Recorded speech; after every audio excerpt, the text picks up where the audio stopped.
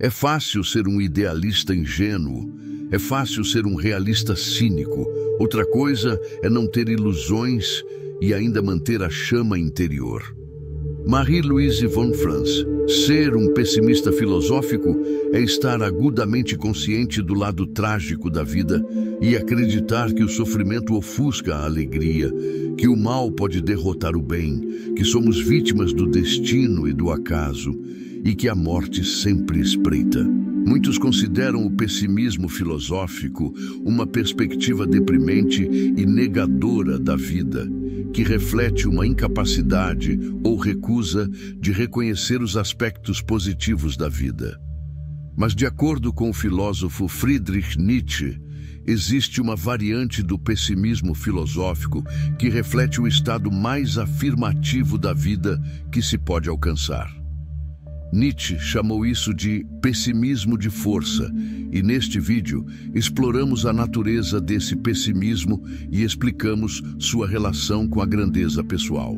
Em sua autobiografia Ecce Homo, Nietzsche escreveu: o pessimismo é necessariamente um sinal de declínio, decadência, malformação, de instintos cansados e debilitados, como foi o caso entre os índios e parece ser o caso entre nós, homens modernos e europeus. Existe um pessimismo de força, existe uma predileção intelectual pelo aspecto duro, horrível, maligno e problemático da existência, motivado pelo bem-estar, pela saúde transbordante, pela plenitude da existência. Talvez seja possível sofrer precisamente de excesso de plenitude. Nesta passagem, escrita em 1886, Nietzsche revisita criticamente seu primeiro livro, O Nascimento da Tragédia, que ele escreveu 14 anos antes. Um dos objetivos de Nietzsche em O Nascimento da Tragédia era fornecer consolo filosófico para aqueles que possuem sabedoria dionisíaca. Dionísio era o deus grego antigo do sofrimento e da tragédia, e a sabedoria dionisíaca consiste em uma consciência aguda das realidades mais sombrias da condição humana, como sofrimento, falta de sentido, absurdo, tragédia e morte. Ou como Nietzsche explica em O Nascimento da Tragédia: aqueles que alcançaram a sabedoria dionisíaca olharam verdadeiramente para a essência das coisas. Eles adquiriram conhecimento. Consciente da verdade que uma vez viu, o homem agora vê em todos os lugares apenas o horror ou o absurdo da existência. Agora ele conhece a sabedoria do deus silvestre, Sileno. Isso o enjoa. O deus Sileno foi companheiro e tutor de Dionísio. A sabedoria de Sileno, que muitas vezes acompanha a sabedoria dionisíaca, é que seria melhor nunca ter nascido. Em O Nascimento da Tragédia, Nietzsche transmite essa ideia nas palavras de Sileno: ó raça efêmera, miserável, filhos do acaso e do sofrimento, por que você me obriga a dizer a você o que seria mais benéfico para você não ouvir? O que é melhor de tudo é totalmente inalcançável. Não nascer, não ser nada. Mas o segundo melhor para você é morrer logo. A sabedoria dionisíaca e a sabedoria de Sileno representam uma forma profunda de pessimismo que pode ser antivida e antitética ao bem-estar. Ao olhar para o proverbial abismo da existência e ver horror e absurdo, pode-se desenvolver um profundo desdém pela vida que se transforma em um ódio a si mesmo ou mesmo a um ódio à humanidade. A sabedoria de Sileno pode levar alguém a aceitar o antinatalismo, que é a visão de que é melhor não ser do que ser, e, portanto, trazer crianças a este mundo é antiético. Essa sabedoria pessimista também pode servir como um precursor do niilismo passivo ou da convicção de que, se a vida for fundamentalmente trágica e sem sentido, não há sentido em fazer nada. Ou, como Nietzsche escreveu: a percepção da terrível verdade supera todos os motivos para a ação. Em O Nascimento da Tragédia, Nietzsche oferece um remédio para aqueles perturbados pela sabedoria pessimista. Esse remédio envolve nos proteger das terríveis verdades da condição humana, vivendo o máximo possível dentro das belas ilusões fornecidas pela arte, ou como escreve o filósofo Christopher Janaway, pois a arte de Nietzsche é a produção de beleza que engana, e a verdade não é apenas feia, mas tão feia que não poderíamos viver sem obliterá-la por falsificações de algum tipo. Enquanto a sabedoria dionisíaca penetra nas profundezas da existência e a considera absurda e horripilante, a arte transforma a vida no que Nietzsche chamou de fenômeno estético. A arte seleciona e fortalece o que é belo, esconde ou corrige o que é feio, e assim as terríveis verdades da vida são, nas palavras de Nietzsche, pelo menos veladas e retiradas da vista. Ou, como disse Nietzsche, a arte é uma feiticeira redentora e curadora. Só ela pode transformar esses pensamentos nauseantes diante do horror ou do absurdo da existência em ideias compatíveis com a vida. A ideia de que a arte nos oferece ilusões consoladoras que podem nos ajudar a suportar a vida levou Nietzsche a afirmar que, sem música, a vida seria um erro. Ou como Nietzsche escreveu, a verdade é feia. Possuímos arte para não perecermos da verdade. Arte, na qual precisamente a mentira se santifica, na qual a vontade de enganar tem a boa consciência do seu lado. Nietzsche nunca abandonou totalmente a ideia de que a arte pode servir como um antídoto para a sabedoria dionisíaca, mas mais tarde na vida ele ficou cada vez mais insatisfeito com esse remédio. Uma das limitações da arte é que é impossível permanecer perpetuamente envolto em beleza, pois a realidade perfura continuamente as ilusões artísticas. Além disso, há momentos na vida em que o peso do mal, do sofrimento ou do absurdo é tão pesado que as ilusões da arte oferecem pouco ou nenhum consolo. A beleza da arte, portanto, só pode nos ajudar a suportar a vida, ou, como Nietzsche colocou, como fenômeno estético, a existência ainda é suportável para nós. Muitos de nós, no entanto, queremos fazer mais do que apenas suportar a vida. Queremos abraçá-la, afirmá-la e amá-la. Mas é impossível amar verdadeiramente a vida se precisarmos ser protegidos de seus aspectos mais sombrios. Para desenvolver uma atitude verdadeiramente afirmativa da vida, precisamos da capacidade de amar não apenas o que é belo e bom, mas o terrível e o feio. Essa capacidade forma a essência do que Nietzsche chamou de pessimismo da força, ou, como ele escreveu em A Vontade de Poder. Vamos nos deter um momento neste sintoma da cultura mais elevada. Eu o chamo de pessimismo da força. O homem não precisa mais de uma justificação dos males. Justificação é precisamente o que ele abomina. Ele gosta de males. Ele acha os males sem sentido os mais interessantes. Se antes ele precisava de um Deus, agora se deleita em uma desordem mundial sem Deus, um mundo de acaso, a cuja essência pertencem o terrível, o ambíguo, o sedutor. Esse pessimismo de força acaba em uma afirmação absoluta do mundo. Poucos possuem a capacidade de pessimismo de força. A maioria das pessoas é covarde diante das realidades mais sombrias da vida. E se concentrar nessas realidades por muito tempo, sucumbe ao desespero. Uma miríade de mecanismos de defesa, portanto, protege a maioria das pessoas da consciência do sofrimento, do mal e da morte. Somente aqueles que são fortes, resilientes e transbordantes de vitalidade têm o poder de enfrentar o horror ou o absurdo da existência e afirmá-lo. Em todos os abismos levo as bênçãos de dizer sim. Friedrich Nietzsche, ex homo. Para entender como cultivar um personagem capaz de um pessimismo de força, devemos explorar os insights de Nietzsche sobre como cultivar a grandeza. Minha fórmula para a grandeza em um ser humano é: que não se quer que nada seja diferente. Não apenas suportar o necessário, muito menos escondê-lo, mas adoro. Para Nietzsche, o ser humano não é um eu unificado e singular, mas um amálgama complexo de impulsos concorrentes. Os impulsos são forças fundamentais que guiam nosso comportamento, desejos e padrões de pensamento.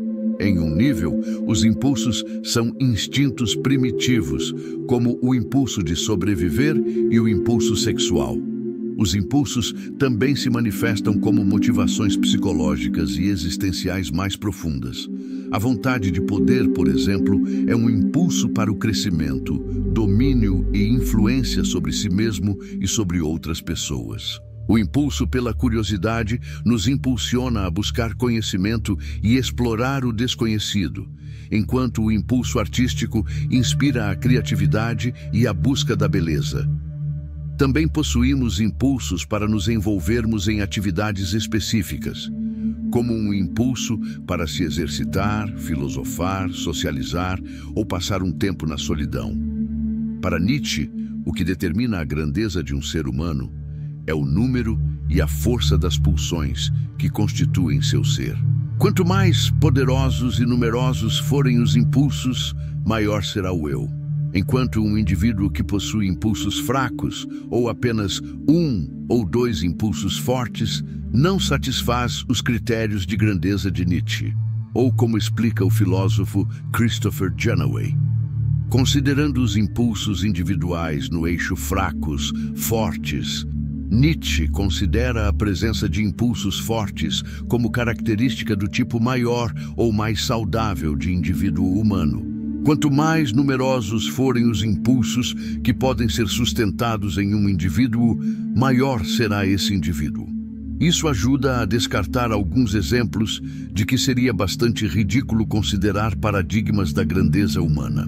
Por exemplo, alguém que tem um impulso forte, até mesmo dominador, para colecionar selos, juntamente com alguns impulsos mais mundanos, digamos para dormir e comer, é um indivíduo simplificado demais que não se aproxima da grandeza nietzschiana, por mais fervoroso e dominante que seja seu principal impulso. E mesmo alguém cujo único impulso forte era filosofar ou compor música, não satisfaria esse modelo de plenitude. Para satisfazer as condições de grandeza de Nietzsche, devemos aumentar o número e a força de nossos impulsos. Uma das maneiras mais eficazes de fazer isso é praticar uma autoaceitação desenfreada, que envolve abraçar todos os nossos impulsos, mesmo aqueles que se chocam com os padrões morais contemporâneos. Por exemplo, em nossa época, o impulso pelo poder é demonizado. Isso ocorre em parte porque a moralidade moderna foi profundamente moldada por indivíduos fracos que não têm poder e a crença de que podem alcançá-lo. Além disso, muitos não conseguem entender que o poder, que é a capacidade de influenciar a si mesmo, o meio ambiente e outras pessoas, é uma necessidade humana fundamental. O impulso para dominar é outro impulso que a sociedade demoniza.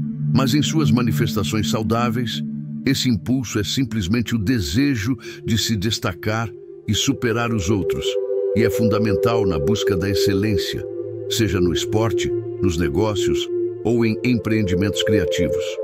Aceitar e, portanto, fortalecer os impulsos que se chocam com os padrões modernos não é um endosso da crueldade ou da opressão, mas um reconhecimento de que tais impulsos formam uma parte importante da economia dos impulsos que constituem um caráter forte e poderoso. O terror faz parte da grandeza, não nos enganemos.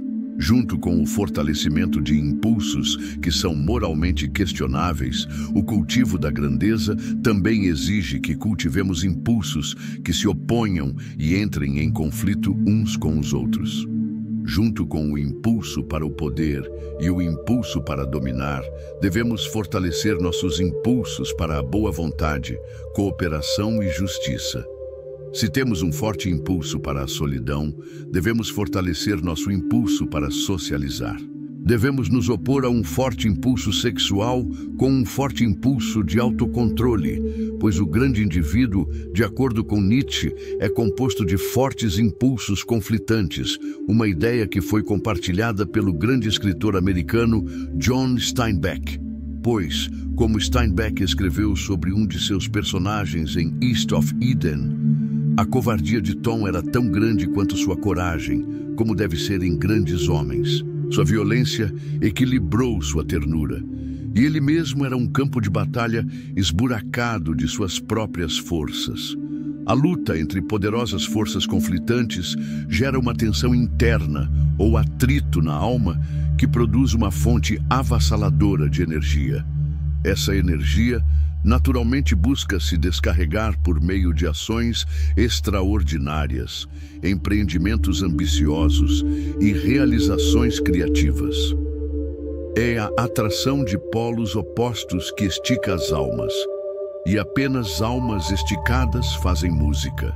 Ou como Nietzsche explicou na Vontade de Poder, é minha convicção que a presença de conflitos internos e os sentimentos que eles geram dão origem ao arco com a grande tensão, o grande homem. Friedrich Nietzsche, A Vontade de Poder. O passo final no cultivo da grandeza é trazer todos os impulsos do nosso ser para uma unidade de ordem superior. Como essa unidade consiste em uma integração harmoniosa de impulsos conflitantes, é uma unidade de opostos sobre a qual o filósofo grego antigo Heráclito escreveu em seus fragmentos. O que está em oposição está de acordo, e a mais bela harmonia surge das coisas em conflito, e tudo acontece de acordo com a contenda. Ou como Nietzsche escreveu em Além do Bem e do Mal, só isso deve ser chamado de grandeza, a capacidade de ser tão múltiplo quanto o todo, tão amplo quanto completo. Friedrich Nietzsche, Além do Bem e do Mal. Para harmonizar nossos impulsos conflitantes, devemos impor a nós mesmos um objetivo abrangente e convincente, que Nietzsche chamou de ideia organizadora, que dá propósito e direção à nossa vida.